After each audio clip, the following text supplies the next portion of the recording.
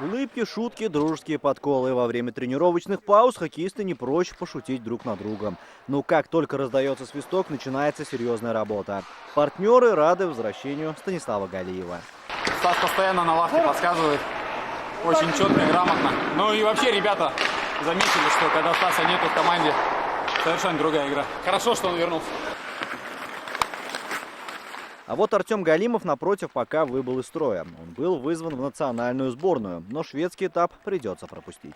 Галимов вот не поехал, но он сейчас там восстанавливается, в общем-то, идет на поправку, не поехал в сборную. В общем-то, здесь у нас, по-моему, у нас все сейчас живы-здоровы. Это вот такой случай. Но это хорошо к концу сезона. Некоторые клубы уже вакцинируют своих игроков, некоторых тестируют перед вакцинацией.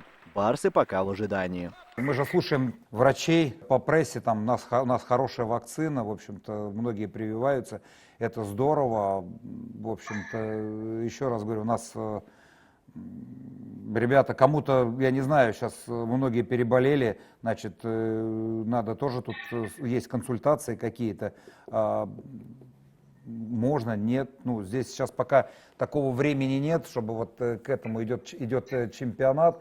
Но я думаю, что мы, в общем-то, возьмем это на вооружение. После Евротура чемпионат возобновится 15 февраля. До плей-офф осталось всего 6 матчей. Алмаз Гафиятов, ТНВ, Казань. Закажи рекламу на ТНВ. Телефон в Казани 5 705 100.